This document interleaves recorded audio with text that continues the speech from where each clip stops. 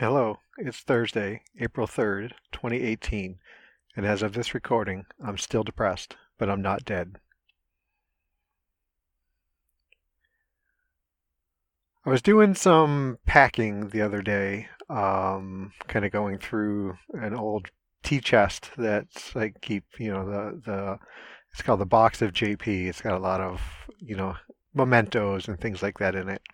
And I came across an old yearbook from elementary school. And I was just looking at it real quick, looking to see who signed it. And we're elementary school, so a lot of it's, hey, see you next year, or, just signed a name, not really putting anything in it. And I remember I was reminded of a short spell there in elementary school where for some reason I was called Pamper Man. Yup, Pamper, like the diaper. Um, As I remember it, I think there was wore some kind of pants one day or something, and it sounded like the mean kids in school said was it sounded like I was wearing a diaper. And so this signed in the yearbook was, "Hey, Pamper Man, just kidding, whatever, Stephanie or Julie or I don't know what the name was now. I've forgotten already." So yeah, there was some teasing from being a child. I don't know how that's manifested itself in me today as a grown up.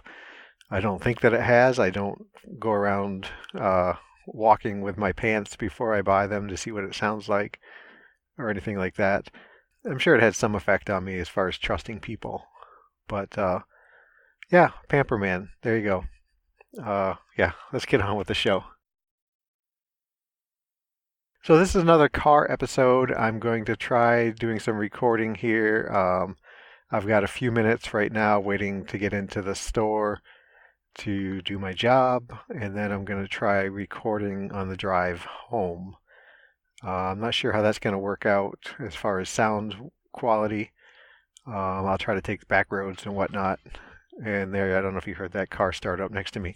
um, so experimental time with the podcast. So hopefully it goes okay and it's not too distracting and I have to scrap it, the whole thing. Yeah. So what am I going to talk about today? I have no freaking idea. I've got a therapy appointment with Alex today. Today, Wednesday, as I'm recording. In a couple hours, I need to be up there chatting with Alex. And if I have it right, this is the last appointment that we have scheduled. I may have that wrong because I'm really poor with remembering things like that. But it's my intention to let Alex know that this will be the last time that I will see him. We've got under 40 days, uh, so 5 weeks or so, 5.5 weeks until we move. And to be honest, I didn't go last week. I called and said I had car trouble, but truth was I just didn't want to go and talk. And I think I think part of it is that I am feeling a little bit better lately. I talked about on the last show about the book and whatnot. And, I'm trying to acknowledge the good things, the successes in my life for what they are, being good things and successes. So, I'm trying to, the whole book thing, I'm trying to keep riding that feeling for that. We finally passed 20,000 total downloads for the show, so thank you guys so very much. That's amazing, 20,000 total downloads. It's funny, I was looking at the stats, and you can tell how people kind of drop off over time. The most downloaded episode is episode one, of course, with like 1,400 downloads. And then episode two is something like 400 downloads. And then episode three is like 350 downloads or something, I may have those wrong, but something like that. But yeah, 20,000 downloads, that's, 250 downloads per episode on average, which is really amazing. So I'm trying to kind of acknowledge that for what it is, and try to envision that maybe I am doing something good here with the show if, folks continue to download it, which obviously they do. So that's all on you guys. Thank you so very much. And, I started getting into running again. I've only run, 4 times now in the past week and a half. Uh, and only 2 miles per run, which I'm sure some of you are thinking, only 2 miles, holy cow. I remember back in 2014 when I was running quite a bit. I remember telling my dad that I would never couldn't imagine myself running fewer than 3 miles at any time. And that's when I was training for a half marathon, and I was running 4 miles, 6 miles wasn't really a big deal.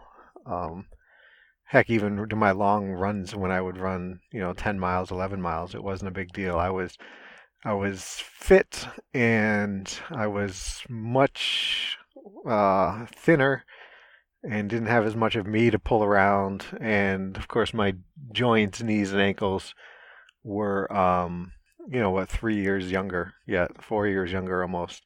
So I'm trying. I've gone out 4 successful times running 2 miles. I plan to do it again today or tomorrow before I leave on Friday for North Carolina to visit my girls. So anyway, what I'm getting at is um, I've got good things going on, and normally in the past 3 years, I wouldn't see them as good things. I would just, quickly minimize them as best I could to make it seem like it wasn't that big a deal. So I'm trying to embrace them, and maybe not. I hope I'm not. It's not my intention to kind of boast about these things, brag about these things, but more to, which is exactly what it feels like when I say, when I tell anybody now that I've written a book and it's on Amazon. I feel like I'm bragging or boasting, especially because it's always unsolicited in a way, right? It's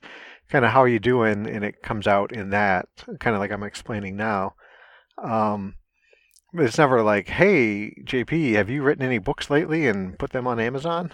Um, or no one really asks about the podcast in my day-to-day life. So I bring that up on my own, and it does feel an awful lot like I'm bragging, like I'm being boastful. I'm trying to balance that out with, if Dave had a project like the podcast going on and he said, hey, gosh, I just had my 20,000th download, I would be thrilled for him.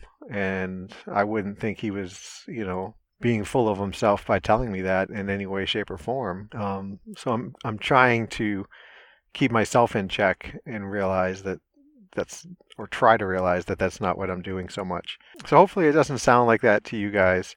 Hopefully it's just, I, instead of saying, hey, I'm miserable today because I haven't seen my girls in 2 months, I'm saying, hey, I'm doing a little bit better today because I've done this. So yeah, so I didn't go to therapy last week, and I think part of it was because I am trying to feel a little bit better, and maybe I feel a little bit better.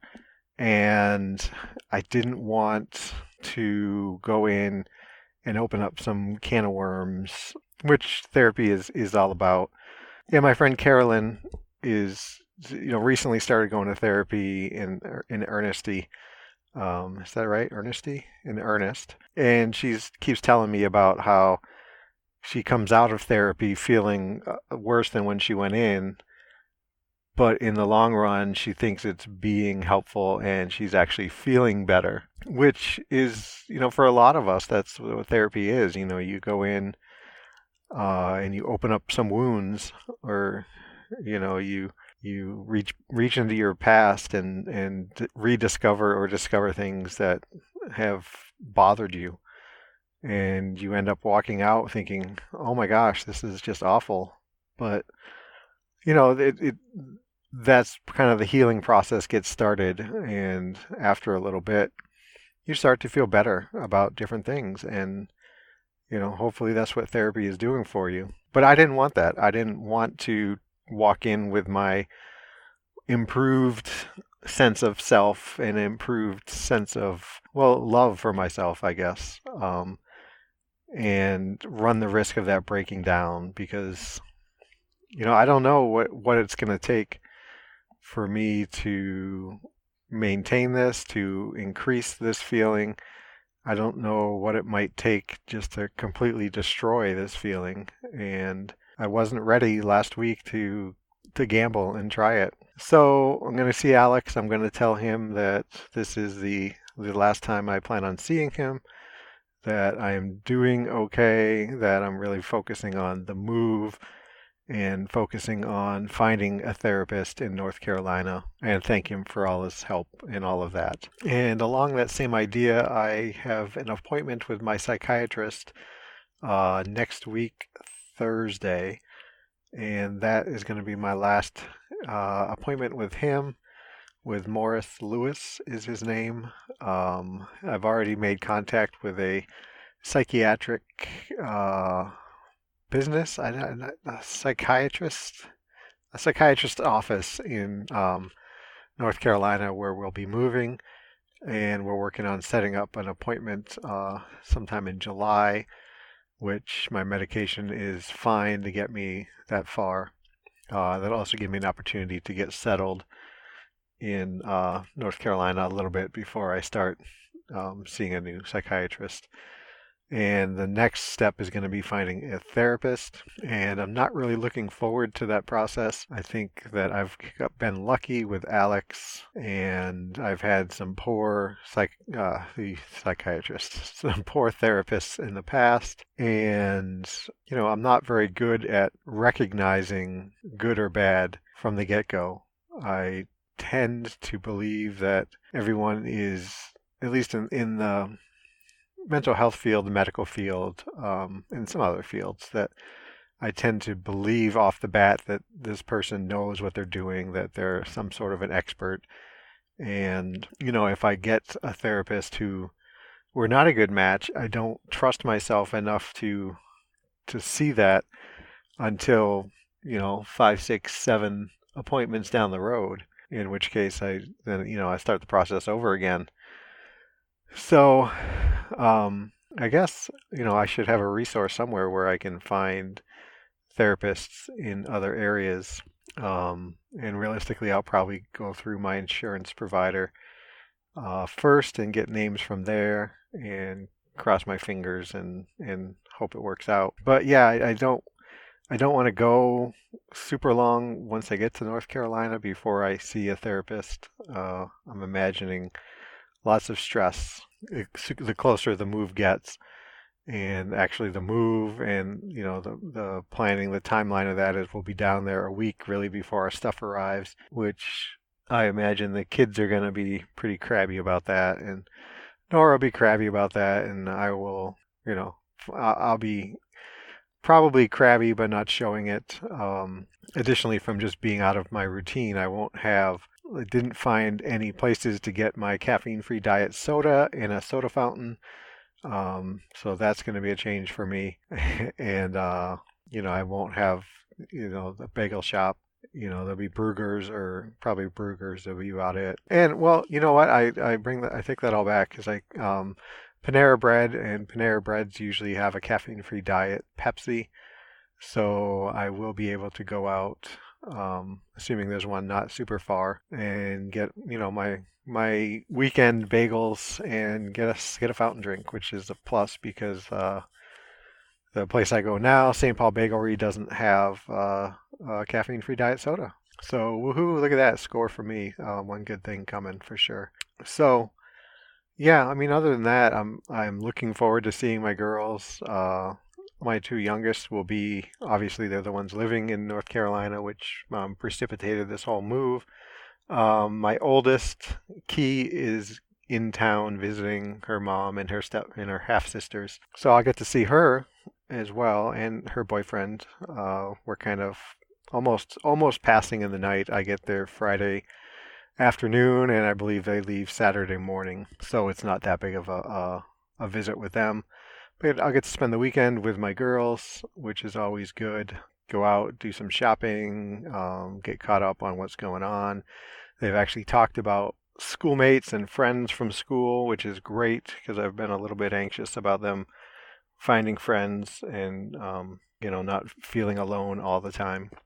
Maybe I get to meet one of their friends or at least hear about them a little bit more. So something else I wanted to talk about, which is just a weird thing, right? So moving, and we're trying to minimize what we have to move, and we're getting rid of things, and we have these two giant. Not, they're, you look at it, you think beanbag, but it's not beans inside. It's a fluff of some kind. But they're called foofs, and they're extra large, and so these suckers are big. I mean, they're like 7 feet wide and 4 feet deep and 3 feet high, and they're big, and we just don't have anywhere for them in North Carolina, much less do we want to try moving them. So I went on Facebook and I offered them up for free to whomever would want to come get them. And I had a couple flakes who said, "Yeah, I'll come tonight," and no, then crickets after that. But so I listed the second one. We got rid of the first one. Listed the second one in a wider marketplace. And something I found out this morning looking into it, that was seen 1,400 times in like 24 hours. And I must have gotten 60 or 70 messages for people wanting it, which I don't blame them. It's free. It's a $220 item. So yeah, I mean, lots of people contacted me, and it was interesting because, people would like, the first woman said, "Yeah, I can come tonight," and she kind of disappeared. Another woman said, "Yeah, I can come tonight," and she kind of disappeared. Another guy said he was interested in coming tonight, and he disappeared. And that's not the interesting thing. The interesting part is how I felt during that. I felt like them disappearing, or flaking out, as I like to say, was directly related to me, my personality, my worth as a person. And I had the incredible sense that I was failing at this job of mine to get rid of these two giant foofs. And if I had someone who was, if we were talking about a pickup time and then the line goes silent, I took that as a personal failure on my part, not as a shortcoming of the person who was looking to come get it. Does that make sense? Well, I mean, it doesn't make sense in its entirety, but does what I'm saying make sense? Yeah, it's related to, I guess, I think I talked about it a few episodes back about, like when I text message someone and I don't hear back from them in what seems like a fairly decent amount of time, a justifiable amount of time, then I start to think that, oh my gosh, I ticked them off, or oh, I sent them a message at the wrong time and they're upset at me because they were trying to work, or stuff like that. And so, that's how I felt, and I felt even worse if I wanted to reach back out to a person. So, let's say 6 o'clock, someone says, "Yeah, hey, I can come tonight. Whereabouts are you located?" And I give them the general area, and it says, "Yep, okay, great, I can be there." And then 6:30, 7 o'clock, 7:30, and I'm like, oh, okay, I have to move on, right? I don't know what's going on, and I felt badly about sending another message saying, "Hey, where are we at with this?" I felt like I was being the rude one, that I was being the one who was out of line, as opposed to this other person who was just disappearing on me. Yeah, I don't know where that comes from. I'm assuming that's related to my avoidant personality disorder and just low self-esteem brought on from the depression and the personality disorder. So, yeah, that was kind of interesting. Last night when I was communicating with different people, I became aware that that's how I was feeling. And, probably the right emotion would have been some form of anger, but I didn't feel that. I was just like, oh, okay, I screwed this up. And I was actually happy if I finally got a hold of one of them and they said, "No, you know what, it's not going to work out." Or my husband says we don't need such a big thing in the house. And then I feel relieved. I feel happy, like, okay, great. We had this discourse and now we're on the same page. So yeah, so that's a little insight into my brain, I guess, for you. Do I have anything else to talk about? I didn't get into the driving part with this because I had some extra time after visiting the store, and I have to check out of the store in like 15, 20 minutes from now, so I thought I'd record this. It's been a while since I've asked, and I'd really like to hear from you guys on podcast topics or things that you think would be interesting to hear me talk about, whether it's, a story about growing up, if it's a story about, my relationship with my parents or whatever, if it's, hey, where do you stand on this? Ketamine being used for depression, things like that. That would be great. I would love it if I had some ready-made topics for the show. I do have one that my friend Carolyn, I think it's Carolyn. Sorry, it's a funny thing when you only talk on Twitter or email or whatever that you don't hear the person's name to know. But Carolyn suggested that I talk about grief versus depression, and I'd like to do something about that, do a show about that, but I don't know what grief feels like. At least I'm not aware that I know what grief feels like. And that's not to say that I've had this hunky-dory life where I haven't lost anything or lost anybody, but I just don't know if I recognize what grief is. I'm working on that one. I'd like to do that show, and hopefully maybe I can get some ideas from you guys too. So I guess that's going to be it. You can email me, jamoalki@gmail.com, facebook.com/jamoalki, @jamoalki on Twitter, www.jamoalki.info. That's JAMOALKI. Reach out, send me show ideas. Let me know how you're doing. Let me know how you found the show. Let me know how wonderful you think my book is. Any of that kind of stuff would be great. Even if you think the book is terrible, you can tell me that too. I'll take any kind of constructive criticism I can get a hand on. Yep. Or if you're more of a texter, you can text me at 248-648-1419. Again, that's a text line only. You could call it and leave a voicemail, but you could never call it and speak to me, and I can certainly not use that phone number to call out to anybody.